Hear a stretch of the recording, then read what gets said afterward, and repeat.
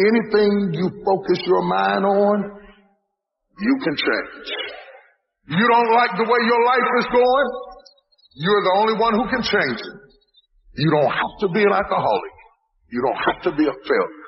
You don't have to be anything you don't want to be if you ever decide to change your mind. And I wonder how many people today are watching this message right now, and you're trying to do it like someone else. You're trying to be just like somebody else. You're just a copycat, and you're wondering, how come I feel stuck? How come I can't move forward? I got a feeling. Why don't you shed off that other person's armor, and why don't you walk it out the way God called you to walk it out?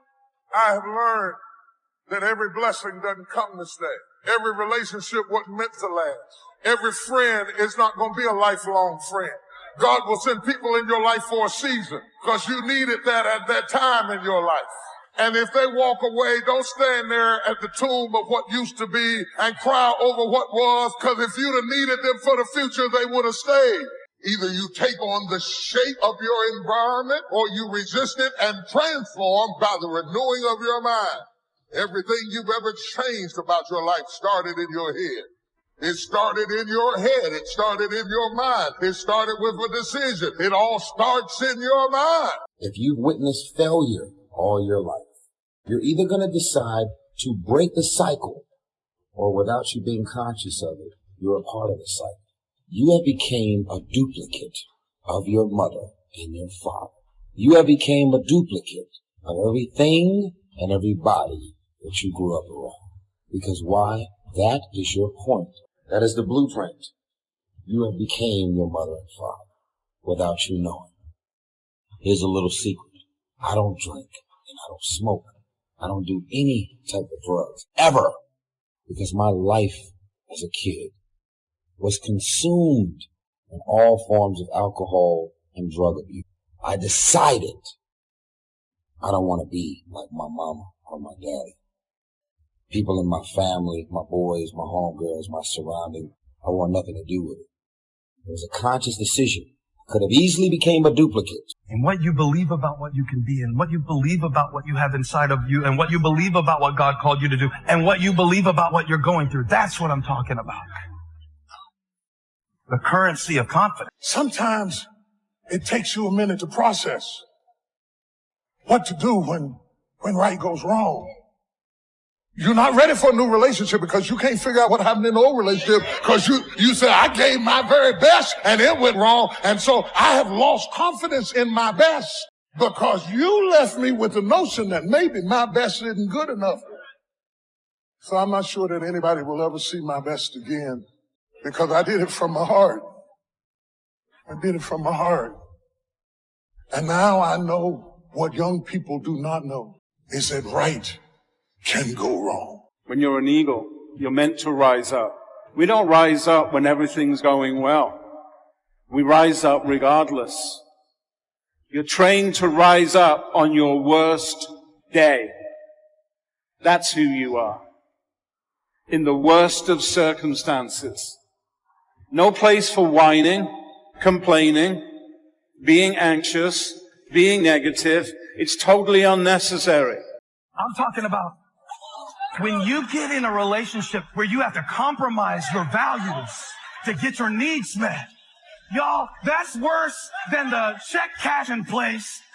It's an interest rate. And let me tell you another thing. While I got you fired up about all the people that you kept going to because you wanted them to validate you, but they can't because they're not God. They didn't make you. They don't know you like that. And they have their own insecurities. So leave them alone and get it from God. You keep trying to borrow confidence from people who have insufficient funds. They can't do it. They can't. As a man, my father was married to my mother for 30 years. I'll find myself looking for someone that reminds me of my mother, because that will be my point of reference. I will find myself trying to do all the things that I witnessed my father do as a husband. That's my point of reference. If my father is successful, he's an entrepreneur. He's constantly grinding, starting up new companies, negotiating, and I see him inspired and motivated all the time about life and career and trying to educate himself and further his way up the success ladder. That will become my blueprint and my point of reference for success. And I'll find myself wanting nothing more than a duplicate of my father, because that is my successful point of reference. Have you become a duplicate of your mother? Have you become a duplicate of your father? Have you become a duplicate of your environment? See, I believe that we were all born individuals. God made me an individual. My head is not connected to anybody else. I am my own man. God made me individually me, so I can do and be and become anything I want. What is your point of reference? The invisible is often more real than the visible. That sometimes the stuff that we collect, that we say is real, is less real than the stuff that we neglect because we can't see it. I'm talking about your state of mind. I'm talking about your relationships with others. I'm talking about the way that you process disappointment, those things, the way that you treat people who can't do anything for you, those things. You have this visible kingdom world, but there is an invisible kingdom within you that is more important than the kingdom around you. Set your life on fire and seek those who fan your flames. Don't be hanging with no jank-ass jokers that don't help you shine. The prerequisite for spending time with any person is that they nourish and inspire you. They feed your flame. There's been very few times in my life that I looked left or looked right and didn't find a person who believed and supported me. There's always been a person beside me fanning my flames. Look at your last 5 text messages. Are those people feeding your flames or dousing your fire? The people that you spend time with are going to make or break your dreams. Everybody don't deserve to be around you. Look to the people around you. Are those people throwing logs on your fire or are they pissing on it? You got to defend your light with your life. If you can't detach from yourself, then you can't see yourself. And so how do you detach from yourself? How do you learn to do that? And a good drill for this is try to imagine the way other people see you and what other people are thinking of you. One place where this happens, and it definitely happened to me, is when I started put in charge of things, I started thinking about other people's perspectives. If you're in charge, then what kind of representation are they receiving? And if you work for someone else, it's the same questions. What does the boss see me do? What kind of representation am I making of myself to my boss? So the question becomes, how well do you represent yourself? What shortfalls do you have? Now, when you first start looking, it's like you're looking at an overgrown lawn. There are some big, obvious problems, so you do a broad, just kind of general cut of the grass. You fix some of the big, easy problems. Well, once you've done that, you've gotten rid of some of those big, obvious problems, you notice some more detailed problems. So you start trying to fix them. Opposites in conflict. That seems to be the setup for a human adventure. One contesting against the other, vying for the territory. Would there be light without darkness? We probably wouldn't call it light. What gives us the value of one is the contrast of the other. But darkness is always trying to move in and take all the territory. But if you turn on the light, its energy starts to repel darkness. Darkness begins to move away. And the brighter the light, the further away the darkness must move. If you walk into a dark room and turn on the light, the darkness is what? Gone. But here's the point to remember, not very far. Darkness seems to, yes, it's gone, but it's waiting for its chance. That if light loses its energy, darkness has a chance not to move back in. The better realistic illustrations, and that's health and illness at odds in your body. Illness trying its best to drive health into a small corner and occupy the territory. And health trying what? To push illness into a small corner. There's this contest going on. Who's going to occupy the territory? If one stays strong, the other is diminished. If the other gains in power, then the other is diminished. So what you must learn to do is cooperate with the positive side of everything in your body and your life.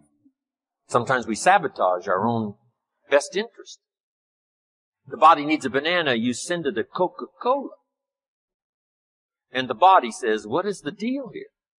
I'm health trying to drive illness into a small corner. I ordered a banana, you send me a Coca-Cola. So the body could rightfully say what? Whose side? Give us a break here. We need every tool we can get to keep illness at bay. Because if we get weak, I'm telling you, it moves in, takes the territory. So we're in the middle of this contest. And here's what it's called. Opposites in conflict. Here's one of the bigger conflicts. Liberty and tyranny. Liberty is the absence of tyranny. But even though tyranny is conquered, it's not very far away. The same goes on in your bloodstream. Red corpuscles to nourish like a mother and give life. White corpuscles to fight and kill like a father.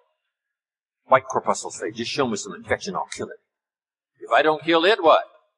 It killed you. Somebody's going to kill in this contest, right? Good, evil, liberty, tyranny, right? Health, illness, winning and losing. There's the struggle going on. But here's the key. It's the only way, it seems, it's the only way to create a human adventure. It doesn't seem to be any other way, currently. Now, some speak of a new heaven and a new earth. Maybe the whole arrangement will be different. Could very well be, but in this current experience, it seems like to create an adventure, to create a unique human scenario, we need opposites in conflict. That's the deal. You've always got to draw a line somewhere and tell illness, hey, you can't have any more. You've got to throw up the barriers, draw a line in the sand. Tyranny cannot be rehabilitated. Tyranny can only be restrained. We must play this game. We must fight this game. But here's what it creates, a great adventure. Let me give you the ultimate now. Could you win if you couldn't lose? And the answer is no, it doesn't seem like it. You couldn't call it winning. You can't win if you couldn't lose. So that's the deal now. Negative, positive. Would there be negative, positive without negative? No, it doesn't seem like it. It seems like this is the current setup, for the foreseeable future. It looks like it's been that way as long as we can remember and as long as the history tells us. So here's what you want to do if you want the adventure. You must learn to play this game. To work with all the positive forces to defeat the negative forces as early and as soon and as much as possible. To contain the ravages of disease that want to take you early. You've got to fight back. You can't just leave it. Somebody says, well, I got my fingers crossed. Not a good philosophy. Jump on the positive side of whatever you want and see if you can't help out in this warfare and this push-shove match. That's the key. Don't neglect a new life if you've started a new life. What if you said to a brand new mother, where is your baby? She says, I have no idea. You would say, no, that isn't right. If you start a new life, you must care for it. You must protect it. You must give it life, give it nourishment. Now here's the other part. You must protect it. That's why the old wise man said, we must learn to love and hate. So underline that. You must learn to love and hate. And the illustration he used was, you must learn to love good and hate evil. To deal with the weeds in your garden, you've got to hate weeds. You've got to hate them enough to what? Kill them. You can't say, well, poor weeds. Say, no, this ain't the deal, poor weeds. Don't go soft on this stuff. You've got to hate evil. You've got to hate the weeds that are out to destroy your garden and rob your children of the nourishment they deserve. You've got to take the life of the weeds, or they will take the life of your garden. Somebody's going to get killed. Remember? So, learn the good evil. Now, here's the greatest battle in the mind. Here's what you must not become. A victim of yourself. What is that insidious voice inside your own head that says, you're too short, it'll never work for you, you're too tall, right? It's over for you. Right? It's never worked for you before. What gives you any idea that it'll work for you now? You've never been able to rise up and take charge of your life. What makes you think you can do it now?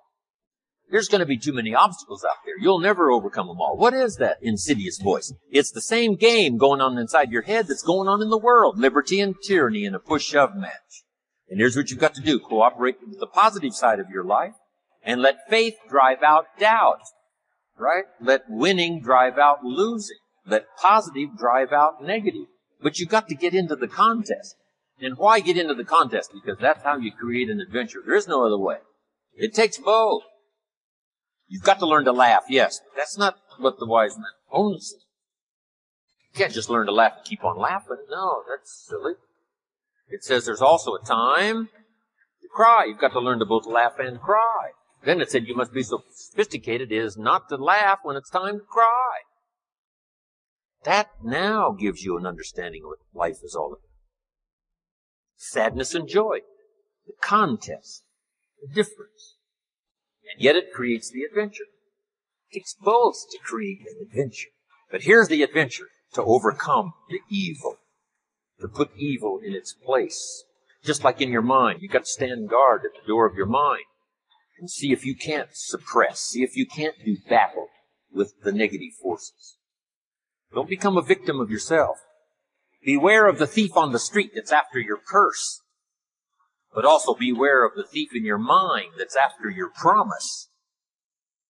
See if you can't engage in this mental contest and win the day.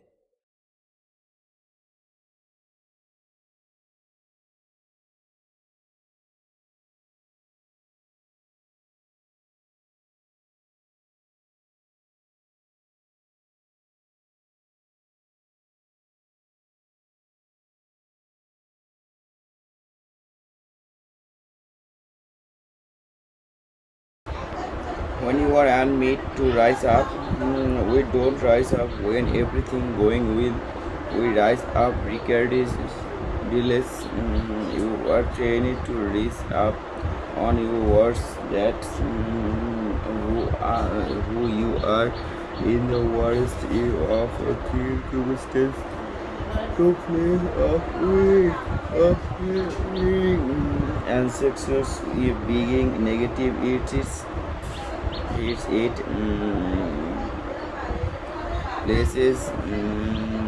straight is ridiculous.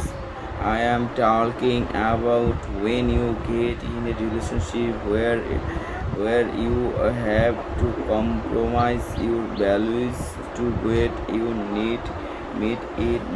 It's an interest rate and let me all up about all the people that will stay valued them around and get it from growth. You keep trying to grow confidence from people who have insufficient cannot do it. They cannot. As a man, my father was married to my mother for 30 years, and I find myself looking for someone will find myself. I witnessed my father do as is. My father is success. He is an entrepreneur. He is consultation companions, negotiating the time about life and career and trying to educate himself and furnitures that will become you blueprint and my yourself. And I find myself wanting nothing of my father because that is my success point of view.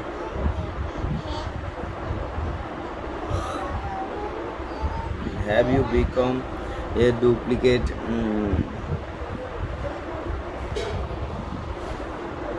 See, I believe that we were all born individuals.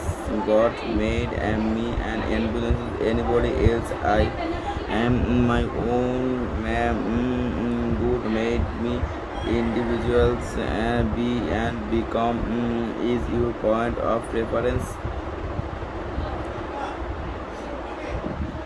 The invisible is often more real than the reality that we say is real is less real than the stuff that I'm talking about your state of mind. I am talking about your relationships, about the way that you treat people. We cannot